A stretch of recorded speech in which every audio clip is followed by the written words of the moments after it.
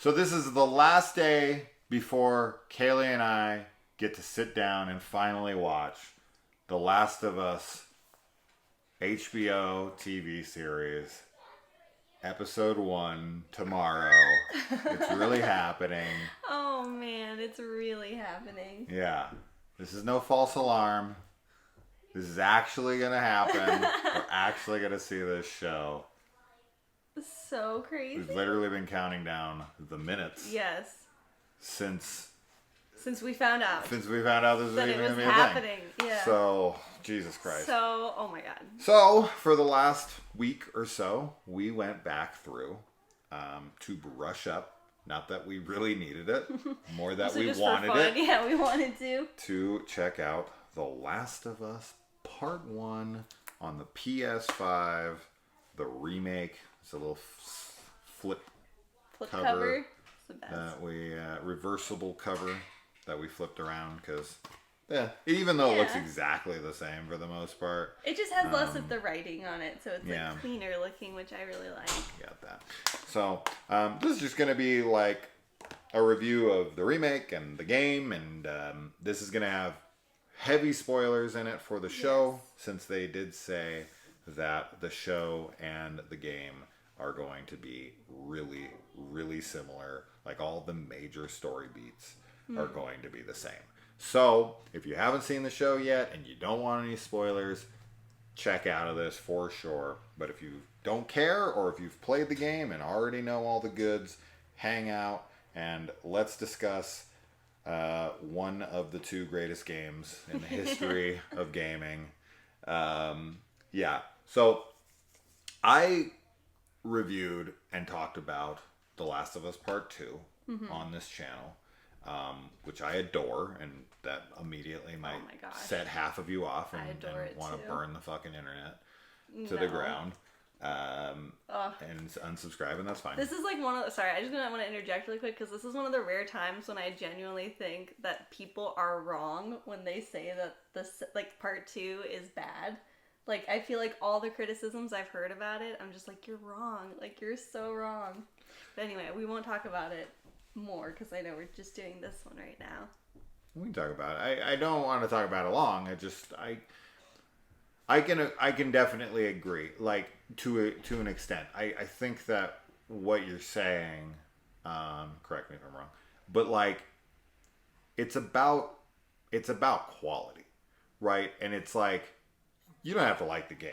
I mean, there's nothing that I think anybody needs to like in order to be right or wrong, right? Like, art is always subjective. So, yeah, your opinion on your enjoyability of the story and the game and the way that the story went and this and that is totally up to you, and that's fine. But to say it's a bad game, I do find to be disingenuous. I find it to be very biased, of course. I mean, it's your opinion. How can it not be biased? But it's like, it is in that sense of like, I don't like the way it went, and I'm going to completely ignore the fact that there are so many people who absolutely adore this and think it's a masterpiece, and I can't see it for all of its qualities because I don't like things about it, right? Greatly. I mean, these people who hate it, they hate it vehemently, right? But like, to dismiss the gameplay and the mocap and the acting and the oh my gosh, the acting and just the effects. I mean, the animation and all that stuff. It's as top notch as it gets, right? So to say that it's bad, it is a tad disingenuous, but I mean, people are allowed to have whatever opinion they want. I think that's kind of what you're more saying. Yeah. But anyways, moving on from that. And yes, we should not discuss 2 anymore. Just pointless. I had a 45-minute video blasting people for not liking it, and that was probably me up on my high horse, being biased as well. So I'm a hypocrite, and that's fine. You're right. Anyway, so The Last of Us Part 1. I mean, it's perfect. I mean, it is the ultimate game in gaming experience, because while I do think that the gameplay is great, right? It is secondary to the overall story of the game. And this is the only game, along with part 2. I kind of view them as one thing. And the Left Behind DLC. It's the only game I've ever personally played. And I've played a lot of games. That I've ever felt while watching it, playing it, experiencing it, that I wasn't playing a video game.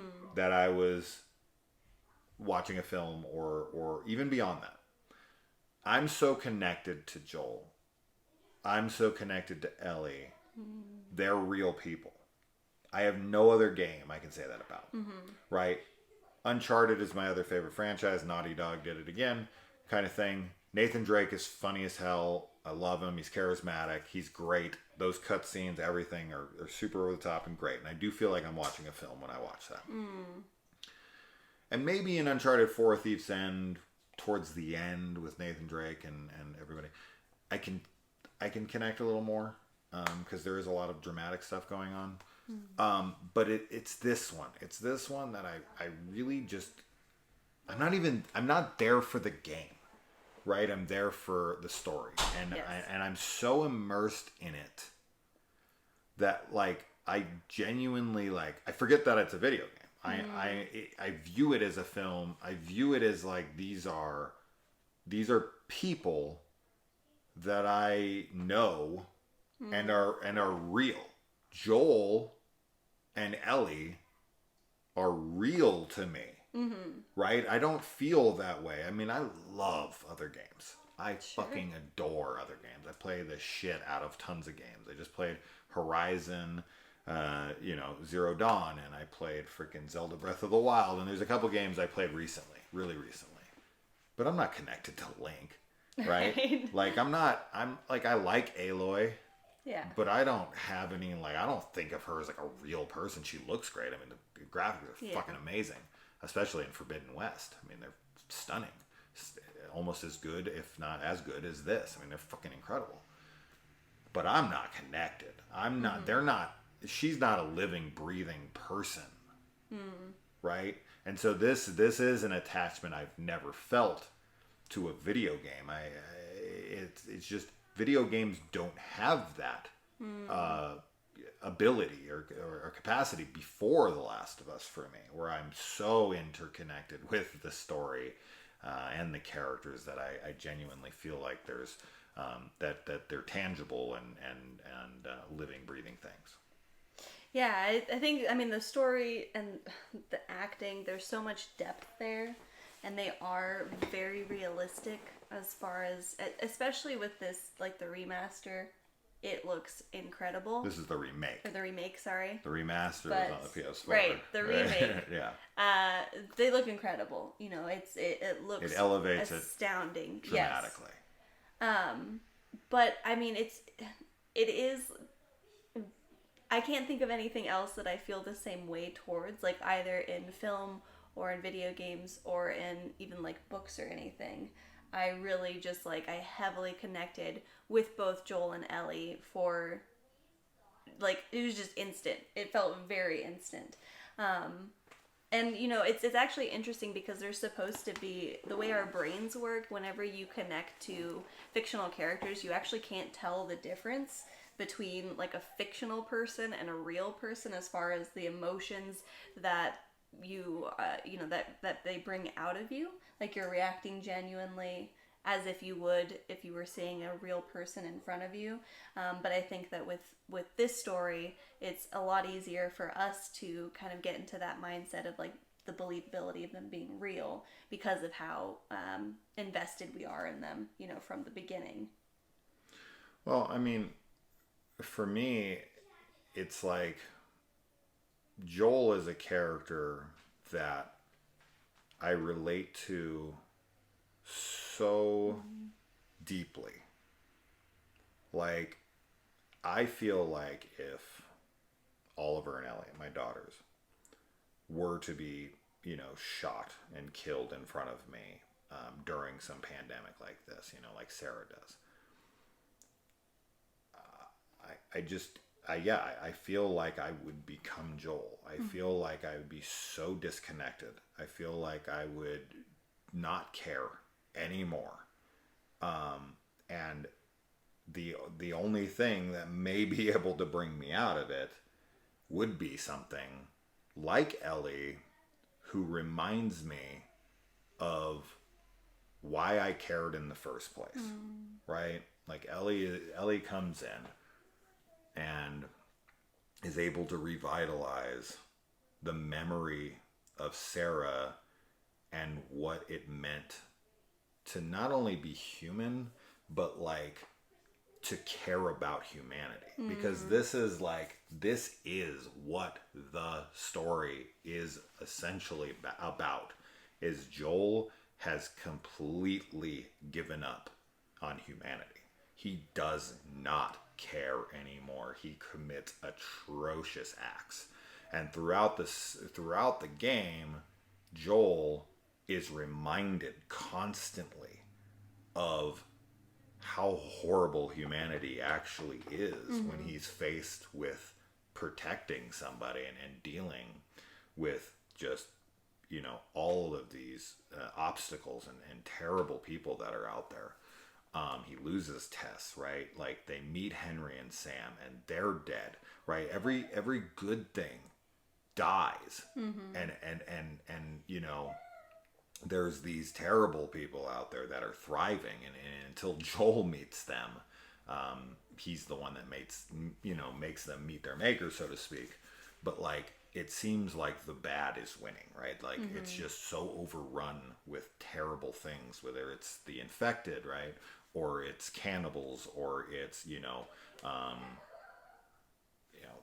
all the other obstacles that they face. Even the world itself is a dangerous wasteland, right? Like, you can get killed just walking through a building because it's so degraded, it's falling apart and can kill you. So the whole world is toxic, quite literally, represented by the spores. But it's in Ellie that, like, he ultimately finds, like, one of the only good things left about humanity. He has to make that ultimate choice in the end of, like,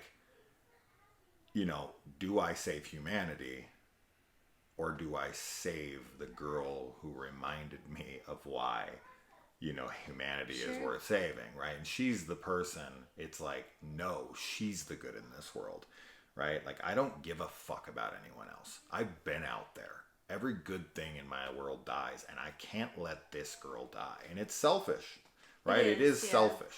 Horribly selfish. But I get it. I don't know if I'd make the same decision. I might, honestly. It's just, Ellie is the embodiment of everything that he fought for and loved.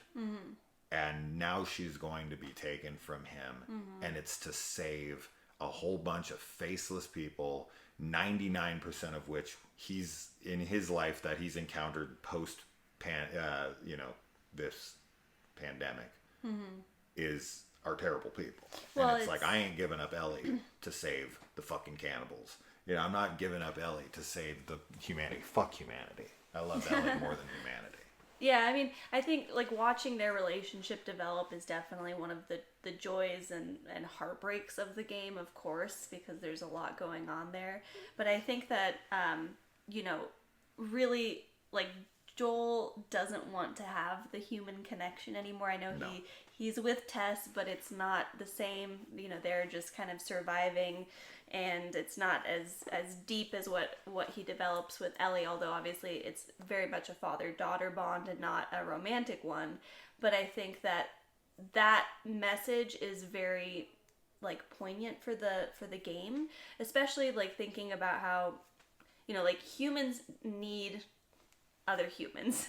We need connection, we need love, we need, like, familial links and friendships and all those things. Like, as much as you might be a loner and need your own time and be an introvert or whatever, like, most everybody, we're pack animals, and in this world, all of that has been totally destroyed, and there are still, like, these groups that band together, but people really are just like, it's survival of the fittest, it's me versus you at the end of the day. Like, very, like, the selfishness is there for survival. And with Joel and Ellie, like, him finally kind of being vulnerable and letting himself love her it's just everything. It's just so wonderful to watch, and like I said, so heartbreaking. But I also think that it's really cool because mushrooms, like the spores and the mycelial, like, web or whatever, like how they're connected underground, like they're connected all the time. And in this case, obviously, it's an infection that's spreading. But I just think that it's kind of nice to, like, contrast them against humanity, because in, like, The Last of Us, including part 2, you sort of see, like, that butterfly effect, like how people are connected and events are connected to future events, right?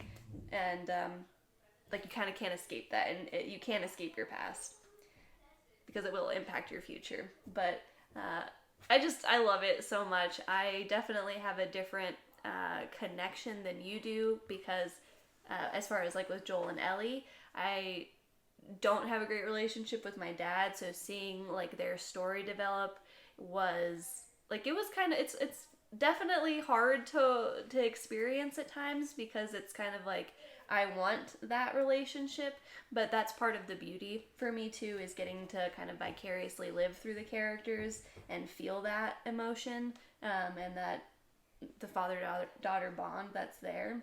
Yeah. So it's so important to me. Yeah.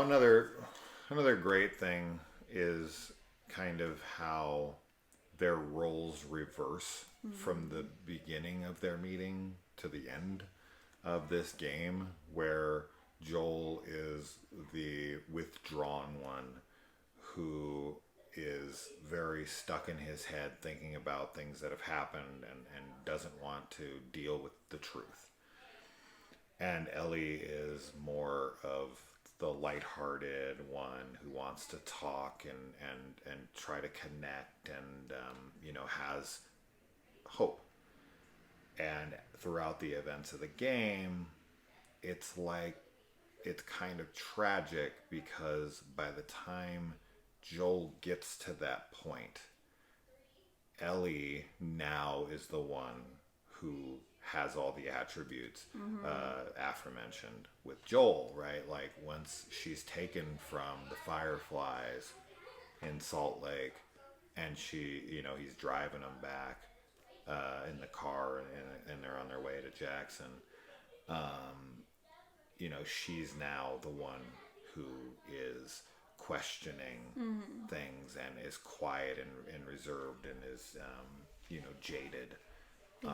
And it is sad that they don't get to spend much crossover time, right? Like, we do get a wonderful scene, probably my favorite scene in the entire franchise thus far, where Joel takes Ellie to a museum and plays this, gets this tape of a countdown, and she gets into a rocket ship, because in this first game, she says that if she could go to college, she would want to be an astronaut, right? And so he makes that dream come true. And this is kind of a callback, so to speak, of the video game sequence that Riley and Ellie have in the arcade when she's getting Ellie to play this video game, and it doesn't work, and she's telling her to close her eyes and imagine it, and Ellie's imagination, and just to let the camera linger on her face in both of those instances, and to see, like, what she's missed out on, because, like, Joel has this totally different experience, right? Yeah. Like, and this is what's great about them, is that they're coming from two completely different places. Yes. Joel remembers a world before. Right. Right, and he has this context of, like, when world was beautiful and wonderful, and his daughter was alive, and things were in working order, and he has connection to the old world and traditions and the day-to-day life. And Ellie's 14 years old. I mean, this is a 20-year-old pandemic now, infection that's taken over the world. She's only ever known this world. Yeah. right? She's grown up in Fedra camps and told that the Fireflies are terrorists, and is training, as we find out in Left Behind. She's training with Fedra to kill Fireflies and to spot them and this and that. And then Riley, of course, comes in and she is one, and this is like goes against everything in her training. But it's great to see these two contrasting people with completely different experiences and different hurts, and I don't think Joel wants to acknowledge Ellie's pain, because to him, he's the only one that's ever suffered. Like, he's the only one that really ever lost anything. Like, he lost Sarah, and it's like, Joel or Ellie doesn't have anybody, right? Like, her mom's gone. Yeah. The only thing we really know about her mom is that her and Marlene were friends, and Marlene promised her mom that she would take care of her, which I'm hoping we'll see in the show, right? Because we know Ashley Johnson, who voices Ellie, will be playing Ellie's mom. So we see in the trailer that she gave birth to Ellie in the show, so we are going to see the origins of Ellie, being birthed by the person who gave life to Ellie, which is very poetic and wonderful. So that's great. But so yeah, I just, man,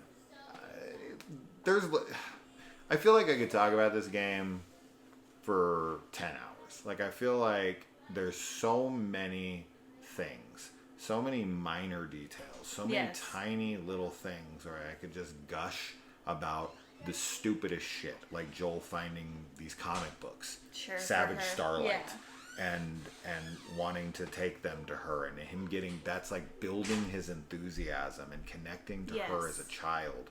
Right, like he sees comics as like kids stuff, and he does it all. He does it. He wants to give them to her. He does it all like kind of begrudgingly at first, and then it becomes something that he really is looking forward to finding, and like just the he little, like calls out to her. Yeah, like, hey Ellie, I found another one of the comics. The reactions that you get are just wonderful, and that's I was actually gonna say before when you were talking that I love how like the post-apocalyptic world is portrayed in The Last of Us.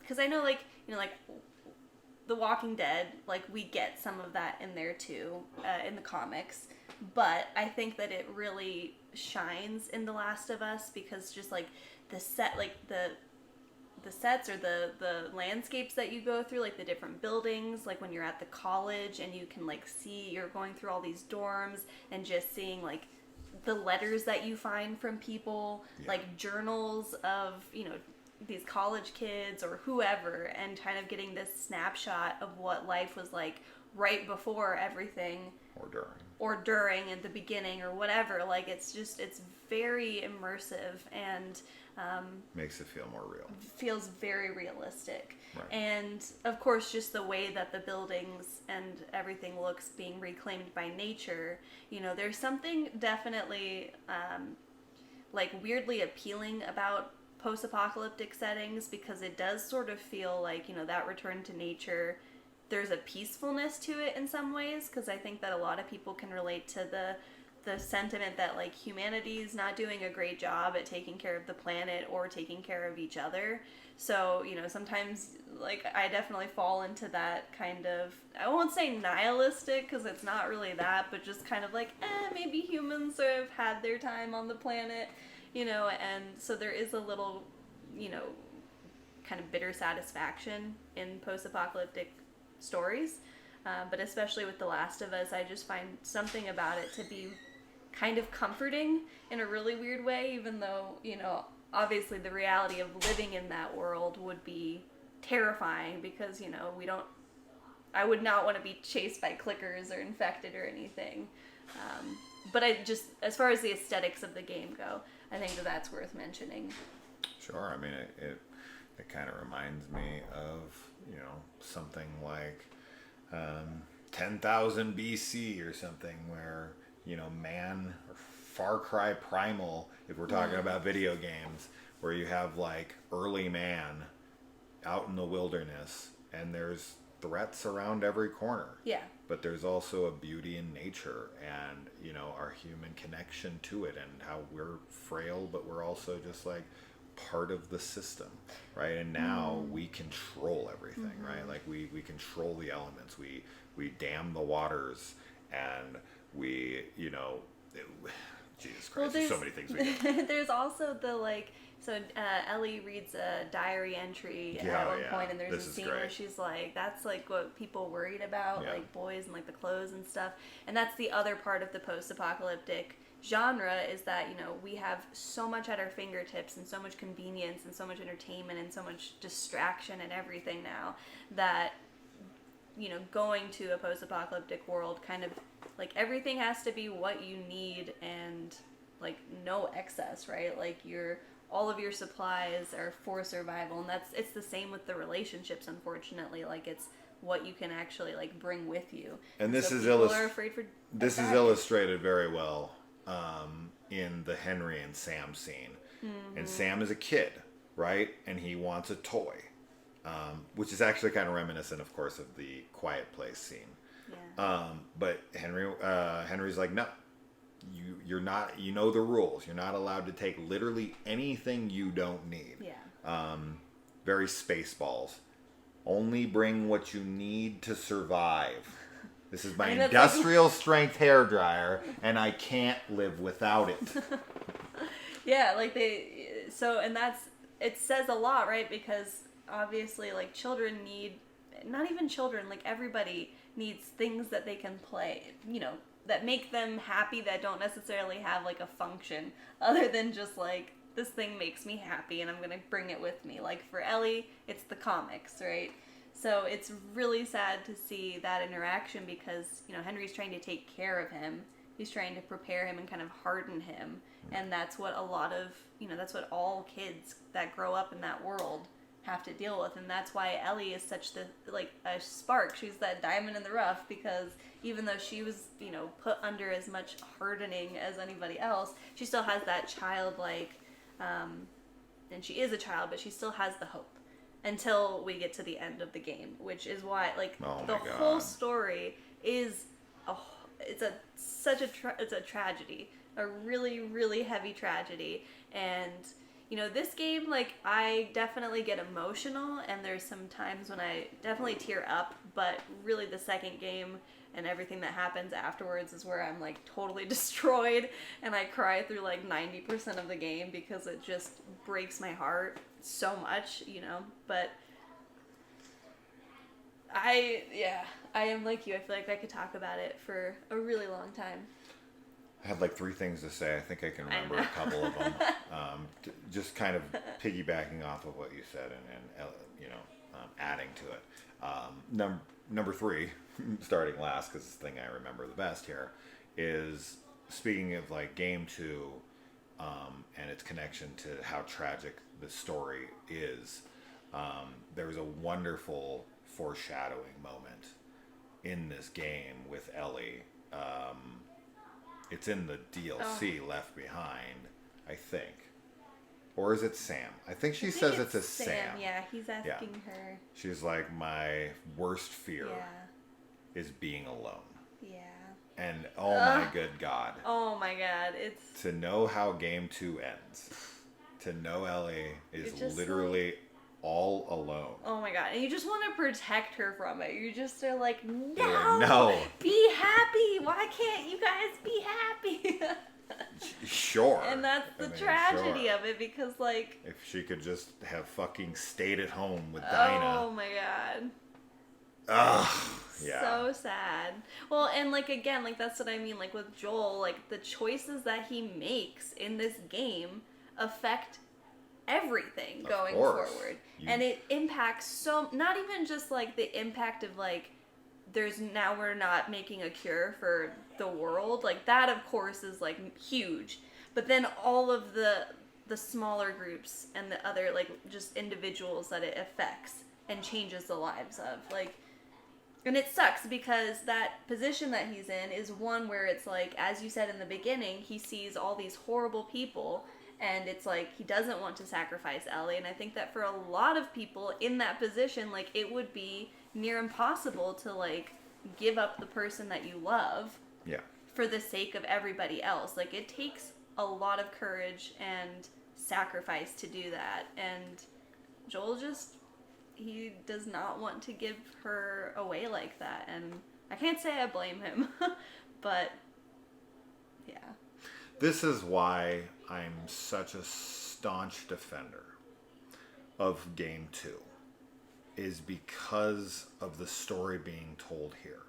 Game 2 is the logical next step of the story in so many ways. Number one, this is Joel's game. This is Joel's story. Ellie is a part of Joel's story. She's an integral part of Joel's story, but this is Joel's story. This starts with Sarah. This starts with Joel watching Sarah die. This starts with then Joel going to 20 years later and his relationship with Tess. We meet Ellie as a side character who then becomes impactful and a main character. She's just cargo to him, right? And you only play as Joel for 85% of this game. This is Joel's story, right? So that's number one, because Game 2 is Ellie's story, right? This is, you were playing as Ellie, you know, a good majority of the time. You play as Abby, obviously, as a lot of the game, and I know a lot of people hate that. They're fucking crazy. That's amazing. Yes. That's the whole fucking literal point of the game. Yes. Is the folly of revenge. Oh. Whatever. Moving on from that. But also, in addition, you know, secondly, is that everything that happens throughout this game, all the decisions Joel makes, the very questionably, morally gray decisions that he makes have consequences. Yes. And this game isn't as impactful. It's either they don't make Game 2, right, or one of a couple things happens. You can either have another Joel game where the people come and kill Ellie, right, and Joel goes out for revenge, or Joel is killed and Ellie goes out for revenge. I mean, you could kind of like pussyfoot around it a bit and have them kill Tommy, and you could introduce like Dinah, and you could introduce another couple characters, and they come in and they want Joel, and they kill Tommy, and they kill this person, they kill that person, they're trying to get to Joel, and then Joel's pissed off and Ellie's pissed off, and they team up together. But that's not how this works. Joel lies to Ellie's fucking face. She gives him an out. She gives him the moment to come clean. Yeah. She looks him dead in the eyes and swear to me that everything you told me about the Fireflies is true. I swear. Yeah. Okay. The end. It ends on a lie. Yeah. It ends on, you know, this is going to have massive consequence. He did get Ellie, right? He does save Ellie. Yeah. But ultimately, he's not going to get to be with Ellie. He's not going to get Ellie because he did it in a way that he's too reserved. He's too closed off to admit the truth. Well, you can't. And he knows that if he tells her the truth, she's going to hate him. And he knows if he doesn't tell her the truth, that she's going to find out and she's going to hate him. But you can't like build relationships on lies, and that's like, you know, again, the tragedy is that Joel, like, you think that he has this kind of recovery and return to humanity, but really you see at the end of this that he's been broken by what's happened, you know, by the last 20 years and by losing his daughter. And so he can't form that genuine relationship anymore because he can't be honest with her. But he also, and this is most important, and this is why Game 2 works so well for me, he damned humanity. Yes. Humanity had a chance to potentially come back from the dead, so to speak. Yeah. And Joel robbed everyone of that Everyone. because of his selfishness. He's so selfish. He's like, I'm the only one that lost anyone. And literally the whole world, everybody has lost somebody. And now everyone's going to continue Yes. to keep losing people Yeah. because of Joel's actions. Yeah. There has to be consequences to Yes. this, right? And the point of game 2 is to prove that the cycle needs to end somewhere. Abby's able to do it. Ellie is not, right? Abby's out for revenge. Ellie's out for revenge. Abby's the one that's able to let it go. Yeah. Abby and she ultimately gets to leave with Lev, and she gets some part of her, life. Yeah. Right. She loses Owen. She loses, her people. Everything else. She loses a lot because Literally. that's the price of revenge. Yes. Right. But she does ultimately get to kind of sail off into the sunset with someone she now cares about. Sure. Ellie returns home to nothing. She can't play the guitar that Joel. God. Taught her how to play, so she has no more connection to him in that way. Yeah. She loses, she loses her wife or girlfriend, whatever you want to call her. Child. The child that they have gosh. together, even though it's not, biologically hers. But it's but it becomes her, adopted daughter. Like, this game, it doesn't work as well if the sequel is just like them going out and killing people. Yeah. Right? Or there has to be consequences for Joel's actions. Yeah. And totally. the ultimate consequences. He damned humanity. Oh my gosh. He deserves to die. Yeah. He does die. And it's heartbreaking. But I get it. And at the end of the game, I completely understand why Abby's doing what she's doing and why Ellie's doing what she's doing. And I think the game is brilliant for being able to connect me so deeply with someone I should hate. But that's the point, is to understand there's more sides and that there's a beauty in forgiveness and seeing another side. But I like you said earlier, with fictional characters, you can't disconnect yourself from reality with them and watching someone you love beaten to death in front of you, much like Glenn in The Walking Dead or something. That's why so many people left that show. The same happened here. A very adverse reaction to watching someone you love abused and beaten like that. But Glenn didn't do anything. Yeah, Glenn that's is innocent. The huge difference. Right? Yes, Joel is not innocent. Joel is not. Joel is a terrible person. It is. But I love him. I do too. Right? I love him so much. It's tough to watch, but at the same time, I totally get it. Yeah. But yeah, the remake is gorgeous. The graphics are as good, or if not better, than The Last of Us Part 2. Yeah. The best looking graphics in this game is in the DLC, weirdly, and it's the photo booth scene with Riley and her. They look real. They're actual humans. They look like real people. 3D printed or like lab grew from some embryos. Yeah. Actual people and put them into the video game. Yeah. Like, that's what happened. So. The DLC is so wonderful too. Oh my gosh. Like. Yeah. Ugh. And honestly, we could sit here and we could literally I could just go go on and on. Things I want to see from this that would make me geek out that are not big things. Yeah. Right? I want to see a Savage Starlight comic. Yes. Right? I want to see Ellie collecting them as they're going, like, I found book 2. If I could just find book, I almost got the set. Anything. They don't have to do it throughout the series. It would be great if they did. Right? If she found a Savage Starlight comic, like, here and there. That would be fucking rad. But just one. Just one would make me happy. Yeah. I want to see a poster for Dawn of the Wolf. Dawn of the, there has to be. There has to be at least one poster, but there should be tons because they're everywhere. Yeah. And then the giraffe scene. Oh my god. Would be like. Yeah. Oh. Yeah. I don't see how that can't, I feel like that is such a cinematic moment. And it's that is like the moment that they have of happiness. Yes. Right before everything, because at that point, they don't know that Ellie that Ellie would have to die, and Joel is like, oh, we're just gonna get you there, they're gonna get your whatever, and then we're gonna go home to Jackson and be happy and be a family. But yeah, seeing the giraffes would be amazing. Sure. Would be amazing for sure. Yeah, I mean, God, there's gonna be a lot of things that we're gonna say, that we're gonna geek out on.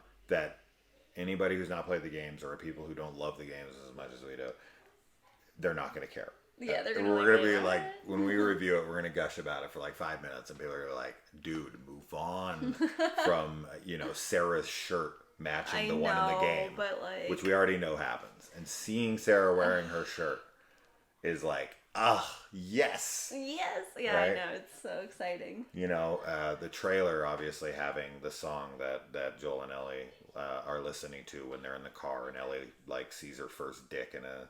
Oh my gosh, yes. In a porno magazine. How does he walk with that?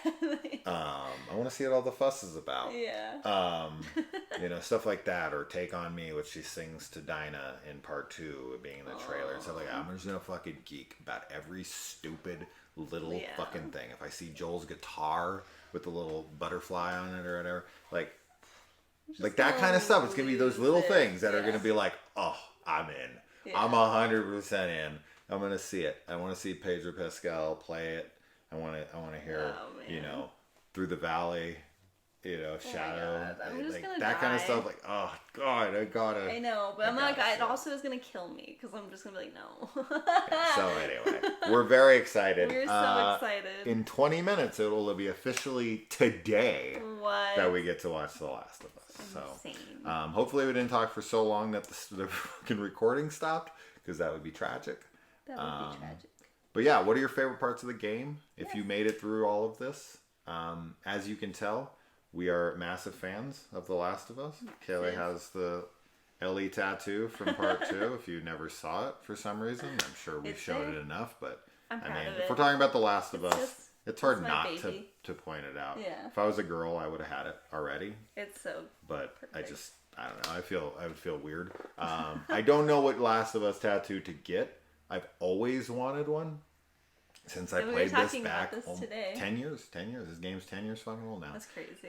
10 years I've been loving this game, and I've always wanted a Last of Us tattoo, but I don't know what to get. So if you got any suggestions, leave them in the comments. I don't want the little symbol on his guitar.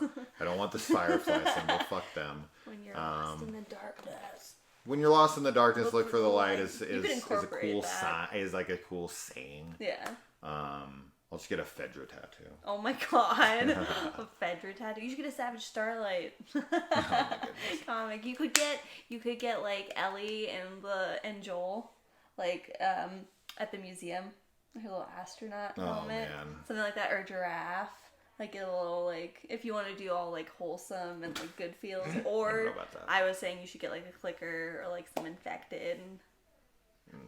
We'll see. But, yeah. What are your favorite things? What do you agree with? What do you disagree with? I'm curious about everyone's, like, big moments in this game, the DLC, the Zoom type. Game 2. Yeah. Any of that stuff.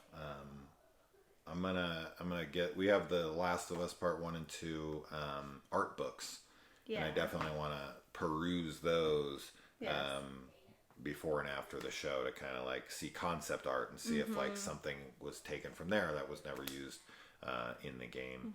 Because there's that famous one of them sitting around the campfire. Yeah, right? Which I know is going to be in the show. I definitely want to match those up. So yeah. Okay, we got to stop talking about it. We love it. We love it so much. Yeah, and we can't wait. So tomorrow we will be discussing the episode in full detail. Everything we spotted. The 85-minute season premiere. It's gonna be a 2-hour discussion. It's 85 minutes. The episode. Our discussion might be double that. Yeah, 185 minutes. We'll see. But man, if we hate it, I don't even know if I'm gonna record a review. We're not gonna hate it. We're not gonna hate it. It's impossible. It's not impossible. It's not impossible, but it's like highly unlikely. Yeah, it's what we've seen. It's got a great chance. So. Yeah. I'm so excited. Me too. I'm so excited. Me too. So, we'll see you then.